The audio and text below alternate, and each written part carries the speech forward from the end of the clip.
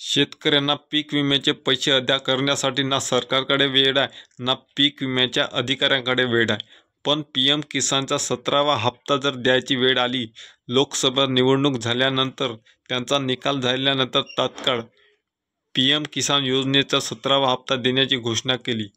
पण शेतकरी मागील जुलै महिन्यापासून पीक विमा 1 रुपयामध्ये काढला होता। नुकसान झालं होतं अतिवृष्टीमुळे। नोव्हेंबर व ऑक्टोबर महिन्यात तात्काळ त्यांनी ऑफलाईन व ऑनलाईन दोन्ही ठिकाणी कंप्लेंट करी क्लेम केली। पीक विम्याचे अधिकारी बांधावर आले, शेतावर आले, पूर्ण टक्केवारी काढली, आकडेवारी काढली, किती टक्के नुकसान झालं, कुणाचं 90% तर कुणाचं 100%, कुणाचं 60% तर कुणाचं 50%। पण शेतकरी मोठा चटकाप्रमाणे वाट बघत आहे की आज मिळेल, उद्या मिळेल, परवा मिळेल। शेतकऱ्यांना पीक विम्याची आस लागलेली आहे। पण त्याच धर्तीवर, त्याच भूमीवर PM किसान योजनेचा 17वा हप्ता 18 जुलैला मिळणार याची मोठी गाजावाजात घोषणा केली। मोठा कार्यक्रम केला, त्याचा दिवस ठरवला, तारीख ठरवला, वेळ ठरवली व शेतकऱ्यांच्या खात्यामध्ये, फक्त एका शेतकऱ्यांच्या खात्यामध्ये 2000 रुपये पाठवण्यासाठी मोठा गाजावाजा व कोट्यवधीचा कार्यक्रम केला।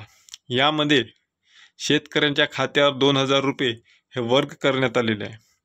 तर शेतकरी मित्रांनो, त्याच धर्तीवर त्याच PM किसान योजनेचे जसे 17व्या हप्त्याचे 2000 रुपये शेतकऱ्यांच्या खात्यामध्ये वर्ग करण्यात आले, त्यानुसारच शेतकऱ्यांना पीक विम्याचे देखील पैसे असाच मोठा कार्यक्रम घेऊन अदा करण्यात येईल का, हा भला मोठा प्रश्न शेतकऱ्यांमध्ये उपस्थित झाला।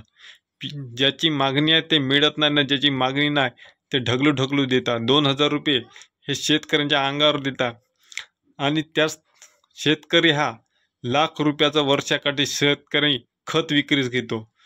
1 लाख रुपयाचं खत घेतल्यानंतर तो सरकारकडे 18% GST भरतो, म्हणजे 1 लाखावर 18,000 रुपये थेट शेतकरी हा सरकारला भरत असतो।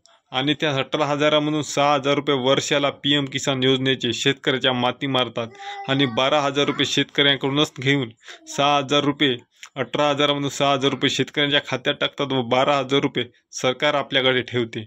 आणि सरकार म्हणते का आम्ही शेतकऱ्याचे मायबाप, कष्टकरी गोरगरीब शेतकऱ्याचं हे सरकार आहे आणि पीक विम्याचे पैसे देण्यासाठी आकडता हात करतात।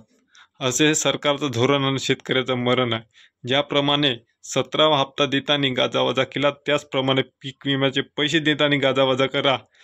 सरकार हे पडू शकत नाही हे शेतकऱ्याची गॅरंटी असेल, पण असंच जर धोरण राहील, विधानसभेमध्ये देखील एकही आमदार सरकार मला निवडून येणार नाही हे देखील स्पष्ट आहे।